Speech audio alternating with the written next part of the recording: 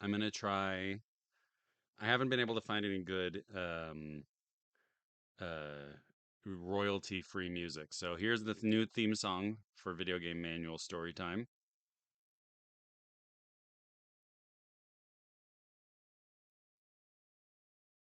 Welcome to Video Game Manual Story Time. I can't tell if anybody can hear, but that's the Video Game Manual Storytime music. I'm going to keep it up for as long as we go, and in one moment, I'm going to come back from the Be Right Back icon as I just get myself a little bit situated here. All right, I'm going to go ahead and go to chatting. I have these different scenes, so I don't know if you've done streaming before. I'm learning how to do streaming. You get these different scenes. So I've got Be Right Back right now, which shows us the folks in the library, in my graphic design prowess. And if we go to chatting, here I am. But I got to change some colors on my lighting because it's looking rough for me. I'm wearing a terry cloth shirt today because it's warm outside, and I'm very excited about the terry cloth shirt. I feel a little blue looking. It's not doing wonders for my skin. Let's take a look at different lighting options. I can't tell. Maybe this. You know what? I'll just do this, and if I look terrible, then I look terrible. My hair's not doing me any favors either. I'll put it that way. Gonna go ahead and do this and get myself situated here. Yet again, I have not planned this out correctly. But we're here. And I have a number of manuals to read today. It is Wednesday morning my time, 8:40 a.m. And I am just gonna double check on something here. Great. I'm gonna go ahead and start in a minute. If folks trickle in, that's cool. If not, that's also cool. I just am having fun here. And I've got a few different things today. I've got the manual for Jet Moto 3. My finger, by the way, if anybody asks, my finger is, it's not blood, it's not nothing. My daughter painted it the other like week, and I thought it would go away by now, but it hasn't. And so now I'm committed to it for life. And my daughter has asked me that I keep the paint on my nail forever. So it'll be there forever. So if you see it, that's what's happening. Um, and I'm gonna go ahead and just make sure that this is still working. The theme song.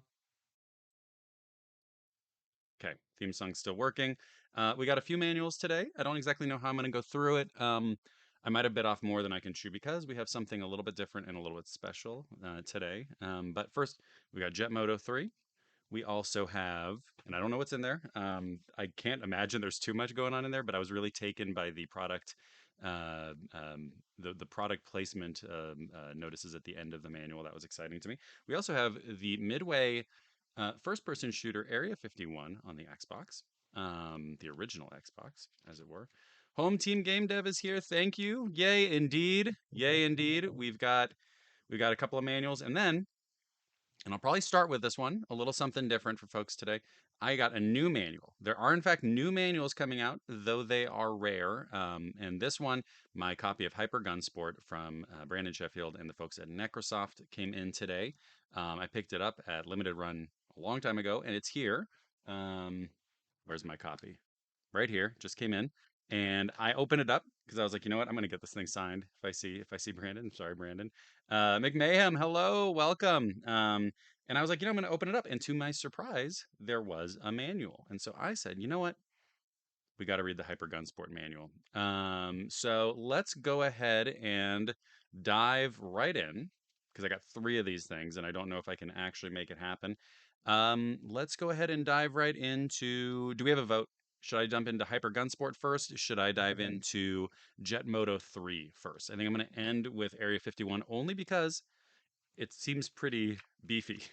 So gonna have to. I don't want to make. I want to make sure that we can get through the other ones as well. Ooh, they have the copy. Ooh, there was a narc on the Xbox. Jet Moto 3, middle of the order. Here we go. Oh, Jet Moto 3 in the middle of the order. Okay, so maybe we'll do Hyper Gunsport first. It was a trick vote. I got tricked. But that's keeping me on my toes. So I don't know if you've played Hyper Gunsport. Jeff, hello, welcome. Thanks for coming. Thanks for joining. I don't know if anybody here has played Hyper Gunsport. It's a lot of fun. It is an exciting multiplayer game, um, like a sports kind of futuristic, not death sports, but like futuristic sport where you keep a ball bouncing around using guns, using cool stuff. It is very neat. So I wanted to pick it up. Really like it, and I'll read a little bit from here. Sorry, I should have a sip of coffee before I keep talking because I can feel my brain slowly falling away.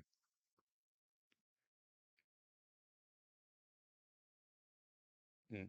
I had to get my two sips of coffee in there. Sorry, that was probably disgusting to look at. Now I'm going to take a sip of water to double down on this. Anyway, Hyper Gunsport from the folks at Necrosoft. Future Millennium Sporting Action. You get 7 teams with light story modes, 4-player 2v2 or 1v1 local competitive play. This is the one thing I haven't gotten to play it as much as I would like to, just because of the local competitive play part. A part of me wants to just start bringing my Switch around now that I have a physical copy of this, and propping this up in front of places so that we can play in person. So 7 arenas and dozens of rule sets. And you can have an AI tournament, wind it up, and watch it go. So it's a gorgeous game. One thing to know about this, it is absolutely gorgeous. The art is unsurprisingly amazing. Hey, Dunker, we got Dunk R in the chat. I know who this is, but I'm not going to dox. It's good to see you. Thanks for coming in. We got Hyper Gunsport. You helped out a little bit with this one. So we got Hyper Gunsport, and we're going to go ahead and read it. Here we go. Little manual. You have no idea, folks, how excited I was when I opened up the copy of Hyper Gunsport and I saw a manual. There is no more war. There are no more gods. There is only the game. Hell yeah. Hyper Gunsport is set in a future where humans have grown tired of conflict and all weaponry is banned. This sounds like a good place to be.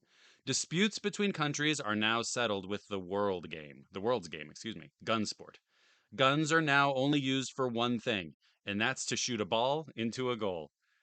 Guns that can do harm no longer exist. Ugh, I love it. Neon lights and repurposed technology populate this world, filling it with a restless analog hum. Each country participating in the tourney brings different motivations for doing so. Some want to build a base on the moon, some want new trade routes, others want to establish primacy. Inter team dramas occasionally bubble to a head, but the game at least deserves their respect. For the passion and the fame, it's two guns against the world. Yeah, this is good. This is good. What we get here, also, just so everyone knows, is we get a bunch of character bios. Um, and I love a good character bio. So we're gonna find out. We got some characters here. We got characters. We have Issa Heron and Bonnie Parrish from the People's Republic of Oakland. The city state of Oakland is one of the more recent entries into the Gunsport arena, and as a result, the PRO team is relatively new to the sport. The People's Republic of Oakland team is new to the sport. Issa and Bonnie aren't the most experienced players on the field, but their unusual combinations can make them unpredictable. Yet I wish I could show you the pictures because the images of the characters are really cool. Neo Tokyo has Onuki Hibari and Hosono Saburo. The Neo Tokyo team is backed by some of the best artisan craftspeople in the world. They believe in making gun sport tools that match the personality of the user, which creates a unique bond between the players, the craftspeople, and the tools themselves. You get Blue Cambodia, who has Chun Nari and Meas Savun. Gunsport champions more than 15 years ago, the Cambodia team relies entirely on human power with no cybernetics, though they do use shields and bodyguards. This husband and wife team came out of retirement to show the world they're not just the former champs. They're here to stay. We get the Socialist United Workers Socialist Democracy team. You get the keeper is Viktor Fyodorov, and the striker is Lev Rybnikov. Oh, I should also note each of these folks has likes. I'm just kind of diving through. Issa Heron is 31. She likes her daughter and sappy movies. Bonnie likes baseball and mochi. Onuki from Neo Tokyo likes Sata Andagi and polishing her weapons. And Hosono likes fireworks and grimacing. In Blue Cambodia, Chun likes lifting things. He's 48. He's 49, by the way, and he likes word puzzles. His wife, Mayas, is 48. She likes Bokator and karaoke. Victor, from the United Workers Socialist Democracy, is 31, a young guy, likes Lev, his partner in the game, and Okroshka, and Lev, who's 29, likes Victor and Solyanka. So that's nice. They are all getting along. This team shares a love for the motherland and of traditional cuisine. Victor is partial to milder foods, while Lev likes a flavor punch, sour and spicy. They are heavily augmented with cybernetics, which means their movements are heavy but precise. They believe that humanity exists in the soul, not the composition of your body. We have the New Republic of Congo. We've got Rafa Bukaka, who's 26, who likes blazers and pipes. And we have Jupiter Chikaya, who's 27 and likes tea and cathode ray tubes. Jupiter, we should talk. The new Republic of Congo was home to a small community of sappers who expressed themselves with the finest custom clothing. Rafa and Jupiter developed their style of gunsport as an expression of the sappers' internal beauty. Excuse me. It is nearly impossible to ruffle their feathers or match their tricky combination attacks. The Scrapyard Squad. This is Willie Medina, who's 27 but looks older, likes perfect guitar tone, slick stick and poke tattoos. Their striker is No Mercy Parish, 24, and likes punk music and baseball. As an unlicensed team that got signed up under a technicality, they don't have the backing of a country and just want to prove themselves. They use unconventional tools to play gunsport, a bat for the striker, and for the keeper, a shotgun that was phased out with the new regulations but is still technically legal. I love this. There's so much here. Then you've got the Practice Bot Alliance. The Practice Bot Alliance is formed by the keeper Practice Bot D and the striker Practice Bot G. Practice Bot D is 2 years old and likes beating humans, recognition for skills at Gunsport. And Practice Bot G is 3 years old and likes Gunsport, recognition for skills at Gunsport, and beating humans. So there we have it. I like that a lot. Let's do more of this. This is amazing. Thank you to Brandon Sheffield for putting in the work to put together a very cool manual here with lots of cool background for us to read here. Yeah, when I opened this up, these were good. Yeah, McMahon points out these were good. This is a really good manual. This is really fun. So thank you for that. And Brandon, if you see this, apologies in advance. I am going to get this thing signed because that was cool. This was fantastic. That was Hyper Gun Sport. I keep every time I see my fingernail, I get a little bit concerned, a little bit scared. Something's happened to my finger. Nope, I just keep forgetting. So that's Hyper Gun Sport. Go pick it up, and if I see you, let's play it. That'd be kind of fun. All right, that was one. Now we're gonna move on to a little classic literature, a little classical literature from our friends over at 989 Studios, 989 East Hillsdale. I know that because my first job out of college was at that office in Foster City, and I was doing firmware QA, so I would just sit there, open up a bunch of copies of games on the PlayStation 3, put them into the PlayStation 3s above my head, and make sure that they worked. It was not the most interesting job, but occasionally I get to play a full game for a whole day. And so one day I got to play 50 Cent Blood on the Sand the whole day. And it was good. The pay wasn't much, but it was good. So anyway, you got 989 Studios. I'm gonna take my old stomping grounds is what I'll claim. We got Jet Moto 3 here today. I don't know what's in there, but there's some pretty cool 3D 3D art, some pretty cool designs of these folks in there. Um, Fire up the future of racing is what it says. This seems like one of those ones where it's half story mode, half just introduction to how the game works. Jet Moto 3, and look at this guy. Holy smokes. I don't know if you can see him. He is looking super tired. This is just a tired dad. Like, this is just a guy who's dropped his kids off at school, but he was up a little too late. Um, Jet Moto 3 puts you in control of a mean machine. Every bike is a marvel of extreme engineering and deranged disregard for driver safety. Check these out. Check these out. Turbine engines direct thrust back and down. Your bike can hover and roar over any surface. Direct thrust straight down to make your bike hop. Turbo Booster accelerates the bike from 0 miles per hour to 100 plus in seconds and can propel it hundreds of feet through the air.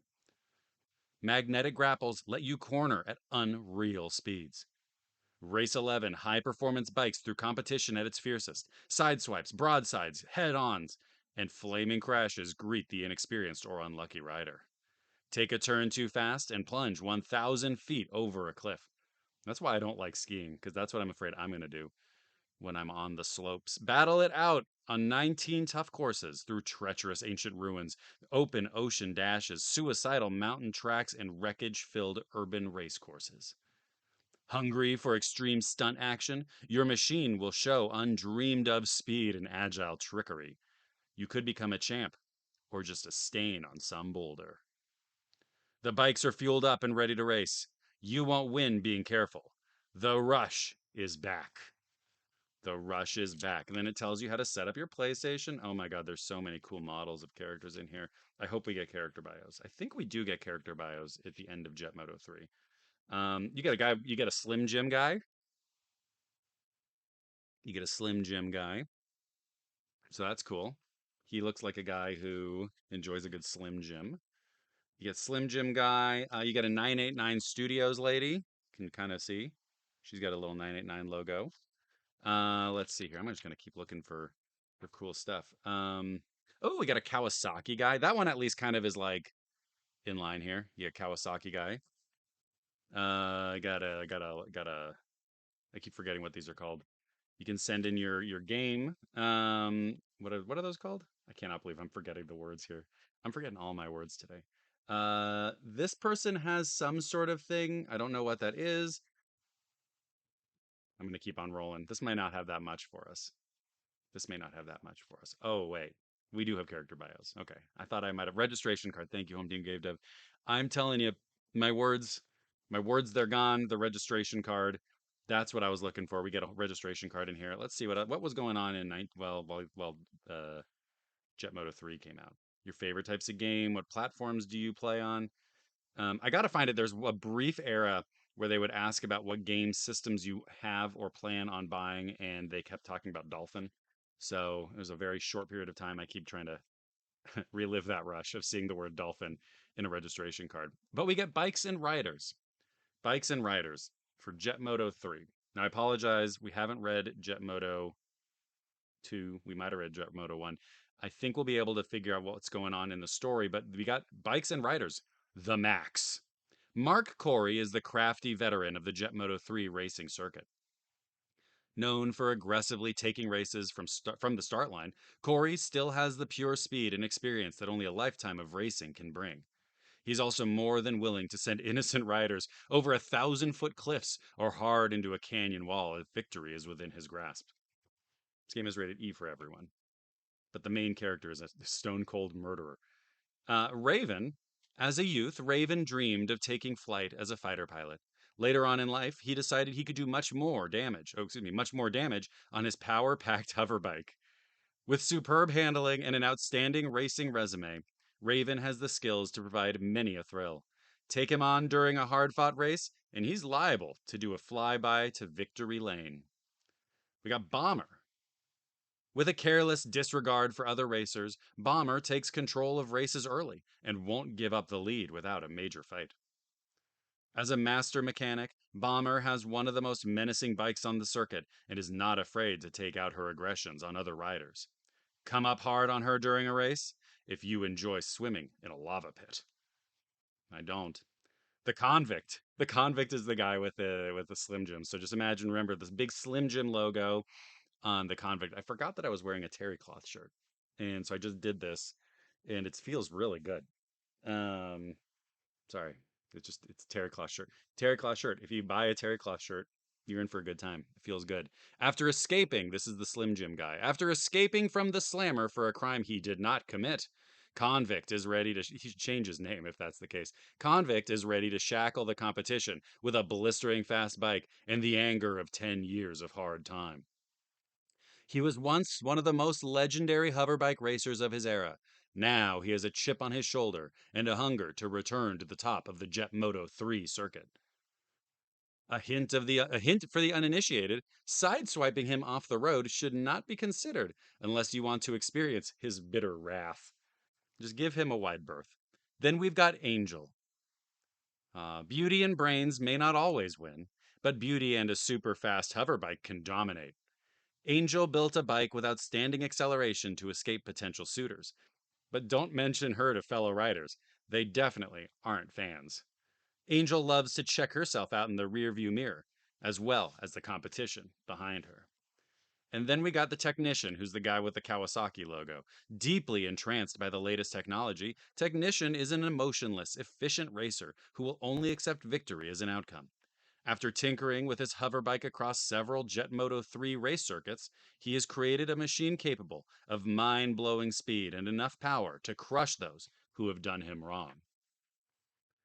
There's a lot of characters in here. We got another page. We got another page. Spirit. After several early defeats, she doesn't seem to have she has a logo, but I can't read what it is. After seven, things are popping up on my screen. Sorry about this. Home Team Game Dev asks a quick break here. I wonder, can't remember, and I can't either, if NPCs holding grudges to try to get back at the player if attacked was part of the mechanics for this game or just creative writing to establish character. I I don't have the. I was going to look at the back of the box. I don't have the box. I don't have the game itself. Only the manual. I wonder if it would say that on the back. If anybody in chat knows, McMahon was wondering that too. I wonder if it's. I don't know. Maybe it's time to go get Jet Moto 3 and find out. Um, After several early defeats, Spirit retreated to nature and built one of the most technically sound hover bikes ever created. But beware. There's always the other shoe to drop. A carefree attitude masks Spirit determined demeanor to finish in first place. With a bike built for unmatched power and a battle-tested attitude to match. She shows no mercy on those who dare test her racing skills. Everybody in this has an unmatched bike. Wild Ride. Her name is Wild Ride, and she has that like body glove, like the hand logo. That's what she's wearing. Wild Ride is always having fun. Fun times, fun parties, fun races. Surprised by this. However, don't be deceived. She may look like a party girl, but she's a battle tested competitor. Bijatron's here. Yay! Welcome, Bijatron. I gotta take a quick break, play the theme song to celebrate.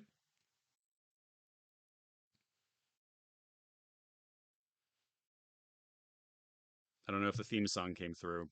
But welcome.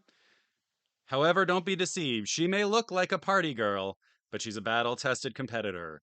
With her race hard or don't race at all battle cry, Wild Ride usually holds her parties at the finish line after a victory. It didn't come in. The sound didn't come in. My music. I'm going to try it again. It might be a theme song only audible to dogs and young people, or my microphone is. Does this work? I'm moving to OBS in the future, and so maybe there'll be theme songs on there that I can use. Silence for you. Okay, well, it's an air horn, so that's what I've got. So if you missed it, it's an air horn.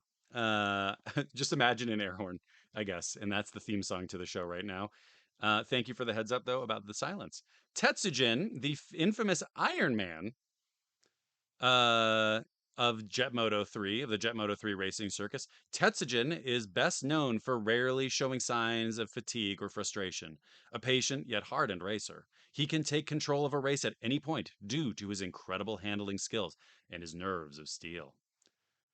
Attempt to hang with him around a tight turn, and he'll be waving goodbye to you in his rearview mirror.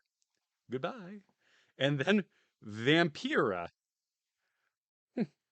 a dark a dark underground creature. Vampira is a dark underground creature. The mysterious Vampira appears on terra firma only during Jet Moto 3 races. With an affinity for her hoverbike and a love of dominating lesser competition, she has engaged in many an epic race. Watch out for her at the finish line, though. Oftentimes, she'll be waiting for you once you get there. Is she going to kill you? That seems scary. That's the characters. So we got a lot of folks in there. Oh, Tetsujin is literally Iron plus Man, says McMahon. So there we go. I like that. We learn a little bit. We learn a little bit. We learn about Vampira, Wild Ride, Angel. Beauty and brains may not always win, but beauty and a super fast hoverbike can dominate. You get the max. Basically, all these people are completely dangerous. They're dangerous people, and I don't want to race with them or against them. We get the credits from Pacific Coast Power and Light was the main team, I guess. Producer was Don Traeger. I'm trying to see if we see anybody here that we recognize. Um, nope, nobody else I recognize, so I'm just not going to read. Dennis Harper. Dennis Harper is the technical director. 989 Studios, the producer and track designer, was Hunter Luisi. Assistant producer was Mike Benton. The president of 989 Studios was Kelly Flock, and the original concept for Jet Moto was Mike Jam. Giam. So I apologize if I'm mispronouncing that. Let's see if there's any QA here. Is there any QA? Testers, here we go. The director of quality assurance at 989 Studios was Mark Pentek. The lead tester was Christian Davis. The assistant lead testers were Charlie Hundergart and Christian Ahrens. And the testers were Michael Akay, Ramon Concepcion, Ara Demergian, Jason Imamura, Marta Kosra, sorry, I'm so sorry, Marta Kosra, Kang Lee, Troy Morris, Henry McIron, Connor Morlang, Jose Venegas, Andrew Woodworth, and Eduardo Zamora. So if anybody knows any of those folks, tell them hello, tell them thank you for Jet Moto 3 and for all their work in general. That's what we got. PR and promotion. Did it say anything here about who wrote the manual? Creative services? No, I see nothing. We don't know. We will never know. It's important to note that Doritos and the Doritos logo are trademarks used by permission of Frito-Lay Inc. Copyright Recot Incorporated 1999. Slim Jim is a registered trademark of GFI Holdings Incorporated. Dragon Optical and the Dragon Optical logos are registered trademarks of Dragon Optical Incorporated. Body Glove and the hand design are registered trademarks of Body Glove International LLC, Redondo Beach, California. Kawasaki and Jet Ski are registered trademarks of Kawasaki. Mountain Dew is a registered trademark of PepsiCo Incorporated. Freestyle registered, and the Shark Fin are registered trademarks of Sunburst Products Incorporated. All rights reserved. So we want to send a quick thanks to our corporate supporters. This game brought to you by Frito Lay and PepsiCo. Um, McMahon points out we have all the gamer fuel in there. You have so much. Just buy a copy of Jet Moto 3 and you'll be set on gamer fuel for life. So that's what we got. So two goodies so far. I'm enjoying it. I'm kind of flying through them because we got three today, but that's where my energy level is at. Want to thank everybody who is here right now. This is really fun for me. Thank you so much for doing this. Thank you so much for taking your Wednesday, either morning or afternoon or whatever time it is. Um, and and yeah, I'll get that air horn sound sorted out so that everybody can enjoy it in the future. Now we're gonna move. I don't know why I'm doing this like it's like a pregnant pause. Like now something really exciting is on the way. I have no idea what's in here. Area 51. It is not the light gun shooter, Area 51. Although I do want the manual for that one. Can't seem to find it as part of a cheap lot, so I guess I won't be buying it. But Area 51 is a first-person shooter developed. I just looked this up a little bit last night by Midway Austin, the Midway Austin team, which I think was relatively short-lived. I think a number of those folks went to probably like retro, that sort of thing. The lighting on me just is absolutely terrible right now. Not that that matters, but I feel like I look sick. Do I look sick, or is it just that my terry cloth shirt is is uh is clashing. Um, Area 51. Yes. Anyway, whatever it was I just said, that and we'll pretend it was super intelligent and thoughtful and insightful. But they made this game and I think maybe one or two other things before they sort of split up into a bunch of different stuff. This is the very end days, kind of the closer to the end days of Midway, I feel like. And I have a soft spot for this era of Midway. I do like this. It's not maybe the peak era of Midway, maybe like mid '90s, late '90s, but Midway put out some pretty good stuff. This Stranglehold, I'm going to try to find the manual for Stranglehold. I've got the copy somewhere, but it might be Stranglehold time. I love Midway. I love it even in this era. So thank you to them. Oh God, there's so much writing. Okay, we got some writing. We got some words to read. Area 51, the story. That's helpful. The story. This shirt really is so comfortable. The mysterious Greys have studied humanity for thousands of years. Earth's remote location in the backwaters of the galaxy made it an ideal location for their alien race to conduct research that is too dangerous to perform on any of their homeworlds. Jerks. Embroiled in an humanity would never. Embroiled in an interstellar war with an unknown enemy, the Greys were desperate to develop a superweapon that would ensure their survival. The natural resources and large population of Earth, combined with the human leadership's corrupt accommodations, provide the perfect facility for the Greys' biological warfare development. In 1947, a Grey research ship experienced Grey is capitalized because that's the name of the aliens. I just realized I'm like it's gray. The color doesn't matter too much. A gray research ship experienced a major malfunction, resulting in a crash near Roswell, New Mexico. The United States government quickly covered up the truth, sealed off the site, and recovered a badly wounded gray named Edgar, who was transported to Area 51 for study. Poor Edgar. In the time that followed, major elements of the government were co opted by the powerful Illuminati. This is a little I don't know. Don't give this game to your QAnon following uncle. A secret organization. This is the founding text of all the problems that we have right now. A secret organization of elitists dedicated to ruling the world from the shadows. The Illuminati used their influence to set a new secret agenda for Area 51. A major base was built over the initial laboratory that housed the crippled Edgar, and the Greys established a research facility 3 miles below the desert surface. Since then, it has served as the only secure landing site for all subsequent Grey vessels. In time, the Illuminati formed a pact with the Greys, granting them needed resources, including humans, for experiment. Oh boy. In return for exclusive access to Grey technology. For the past 20 years, humans and Grey researchers have worked in tandem to great effect, creating a creature weapon codenamed Theta, intended for use in the distant alien conflict.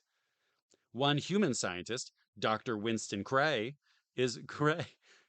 I don't know why I said it like that. Dr. Winston Cray is working with the mysterious Edgar on perfecting a viral weapon. Cray believes mating this virus with the Theta Project will yield the super weapon the Greys have long sought. He's so Cray. That's so Craven. Tipped off by Edgar, Dr. Cray now struggles to prevent the Greys from completing their weapons and destroying Earth. Since the Illuminati control the laboratories of Area 51, Cray risks everything by calling for help. He releases his viral weapon within the subterranean sections of the base with the intention of creating chaos and distraction within the Illuminati, hoping to stall completion of the Greys' plans and prompt interference from military forces on the surface. The resulting infection spread to the upper sections of the base, and military commanders reacted quickly by sealing the area and calling in military hazardous material teams. After the initial Hazmat Team Delta went missing, a second unit was dispatched. Hazmat Team Bravo must discover the fate of Team Delta and discover the source of the deadly virus.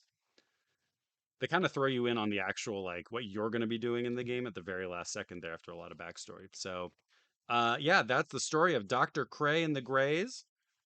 It's my new band. You got to learn a lot about creating a profile and saving directly to your Xbox hard drive. That's exciting. You got Xbox Live. Xbox Live is a high-speed or broadband internet gaming community where you can create a permanent gamer identity, set up a friends list with other players, see when they're online, invite them to play, and talk with them in real time as you play. So you can do that if you have a high-speed or broadband internet connection. Xbox Live, you can create a match. You can play against each other. There are a lot of gun weapons. Gun weapons. There's a lot of gun descriptions here. I'm not going to go through all of these probably, but if there are any fans of weapon intros in here, you get the M170. Are these real guns? I hope not. I hope not. You get the hammer, the M170 Hammer combat shotgun. It is a 12 gauge triple X buckshot with secondary micro pellets for maximum dispersion. Um, like a sniper rifle with a 7.62 millimeter slap. A slap apparently means sabot Sabot, Sabot, light armor penetrator. I'm not going to read the guns. They're scary. I don't like them. But I will read about characters. I will read about characters. You get the Area 51 characters and the Area 51 enemies. You get Specialist Ethan Cole. Ethan Cole is a mission specialist. That's a name that you can only say that way. Ethan Cole. Ethan Cole is a mission specialist on Hazmat Team Bravo.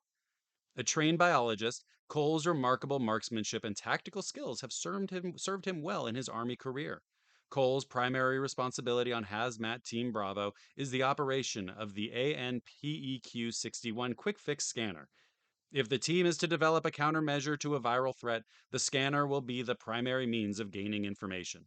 The pragmatic son of a prominent doctor and respected college professor, Cole doesn't believe in little green men. Well, good news for you, Cole. They're gray. Major Douglas Bridges. Major Bridges Major Bridges is tough special forces officer in charge of the DoD's Quick Reaction Force. If a sensitive military installation experiences a situation they can't control, Major Bridges and his QRF platoons are sent in to contain the threat and employ whatever countermeasures are deemed necessary. Mitch Crispy Chrisman. Crispy attended West Point and almost got kicked out twice. While he barely managed to graduate with a pre med degree, his constant practical jokes got him assigned to Hazmat Team Bravo as a chief warrant officer. He's the team's medic and is cross trained in communication. Jack McCann. Jack McCann is the proud son of a military father and received a degree in biology from Stanford. He has repeatedly declined officer candidate school to stay in the field and remain a sergeant. An avid reader, he's never without a paperback tucked into his BDUs. He is the team's combat arms specialist and microbiologist. McMahon, you say he does pranks in the game? He might. I have to go play this game. Anthony Ramirez. Captain Anthony Ramirez is a hard nosed career soldier with 14 years of service in the United States Army. After commanding a platoon in Major Bridges' elite QRF, he was entrusted with command of Hazmat Team Bravo. He is in extremely good shape, working out an extra 2 hours a day over and above his standard PT regimen. Good on you, Anthony. And loves his protein bars. His primary responsibility is team command and control, but he is cross trained in demolitions. Good for Anthony, the fitness nut. I like to see it. Um, Dr. Winston Cray. I'm so tired. Dr. Winston Cray is a scientist emeritus attached to Air Force Flight Test Center, Detachment 3, otherwise known as Area 51.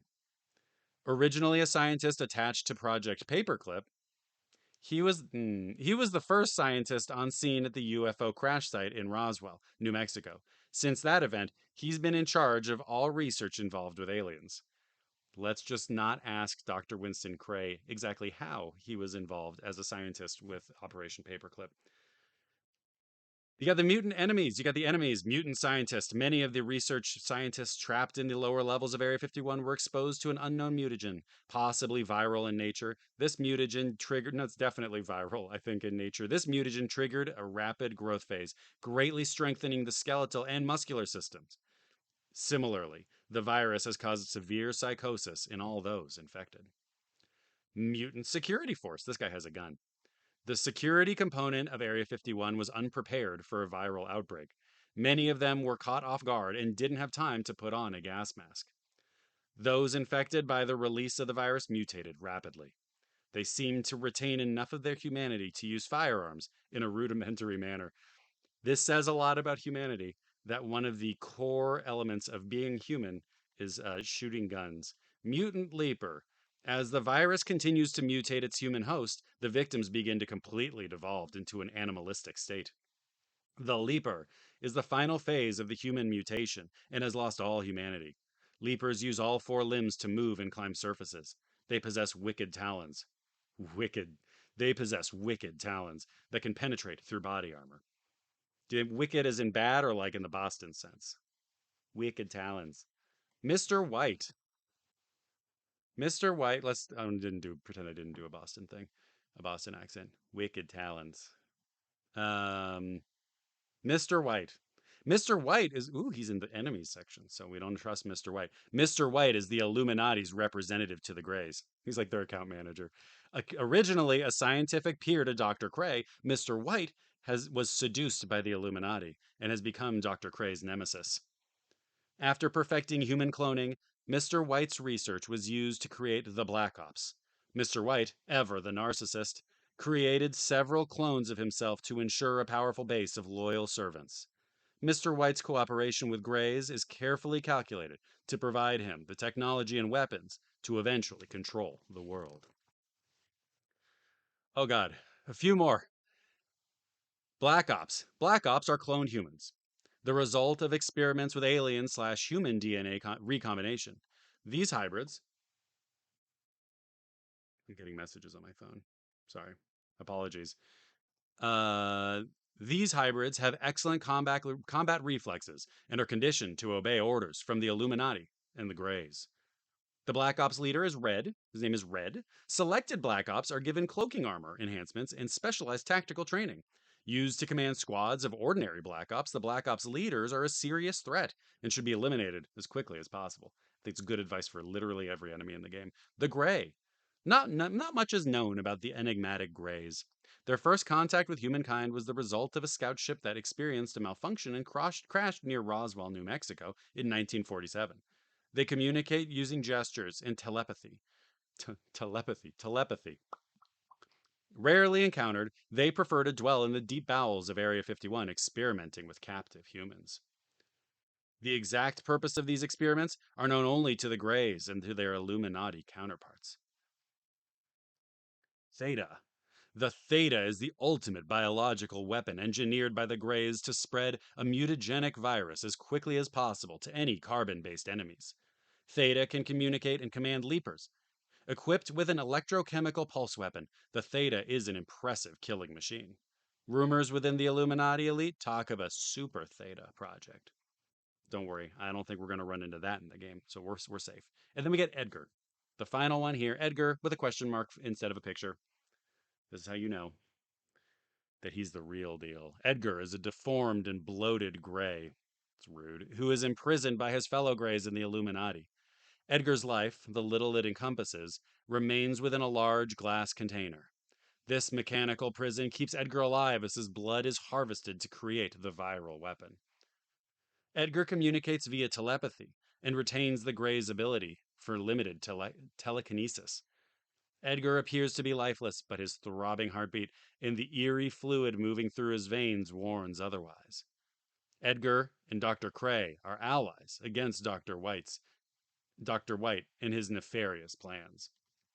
He's in the enemies section though. I don't know.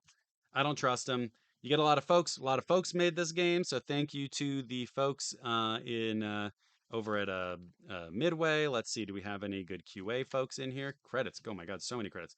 Midway QA, San Diego. The San Diego Midway QA team. Why is my phone blowing up? Let me just double check this and make sure that things are fine. Okay, things are good. The Midway QA team. Oh boy, we got 3 sections of QA. The QA director was Paul Sterngold. The QA supervisor was Dan Wagner. Lead product analyst Brian Attingen. Co-lead product analyst Steve Scott. We got another bunch of folks. I'm just going to read a lot of names here. Bear with me. Rommel Abelos, Jennifer Johnson, Jared Hammeter, Jason Jorgensen, Chanel Penley, Rich Phim, Matt Staples and Jim Storr, Salim Crawford, Jamel Fontanilla, Rogelio Aguilar, Salim Crawford, Brandon de Guzman, Homel Fontanella, Tim Fellows, Jeff Heidenreich, Mike Mengel, Andrew Nguyen, Stacy Norman, Shane Cruz, Brian O'Farrell, Isaac Oruella, Eric Paramore, Ronald Saleza, Mark Schofield, Steve Scott, Samantha Smith, Rick Weibel, and Richard Zager. This is so hard. There's so many names with so many pronunciations. I'm so sorry. QA for Austin, Texas. Mark Richards, Tim Johnson, Ray Hammer, Kent Raffray, David Bjorndal, Devin Dixon, Valerie Head, Casey Mendenhall, Jacob Primor, Ray Mitchell, Nigel Gandy and Russell O'Henley, Lauren Gold out of Chicago, Timothy Waller, Reggie Banks, Dave Bulvin, Andy Hernandez, Chris McFadden, Greg Rands, sorry, Greg, Warren Wilkes, and Kai Wolf Smith, Robert Lathan, and Richard Vertus. Whoo! Loke. Oh, this sucks. Localization. Media locate. You just get the name of the company. Boo. All that good work done by the credits for QA. And now we're gone. The localization coordinators, I guess, they do say this. Claremont Matten, Ivan Glaze, and Chris Giggins. Localization product analyst, Rogelio Aguilar, Christian Braun, Leonardo Capizzuto, and Grace Sikorska. Do they say who made the manual? Production babies. There are a bunch of kids here, production babies, who were born in 2003 through 2005. So congrats to all of them on being adults now. All of the production babies here are at a minimum 19 years old. So if you were born during the making of Area 51 on the Xbox, you are now 19 years old and going to college. So congrats to you on adulthood. Congrats to all of us on the inexorable march of time. Speaking of the inexorable march of time, um, I should get going because my workday is about to start. And I want to thank everybody for joining. We did a lot today. We made it. We got to see a new manual, a good one. Greetings from the Caribbean Ocean, by the way. Beachtron is doing this on vacation. You're joining on on vacation from the Caribbean. Can I come? I'm gonna get a flight. I'm gonna come out. I've got my terry cloth shirt, so I'm ready. Thanks everybody for joining. Thank you for all the manual writers out there, and for y'all for just hanging out. It means a lot. All right, have a great Wednesday. See y'all soon. Bye bye. End stream. That's what it sounded like. That's what the music sounded like. Bye.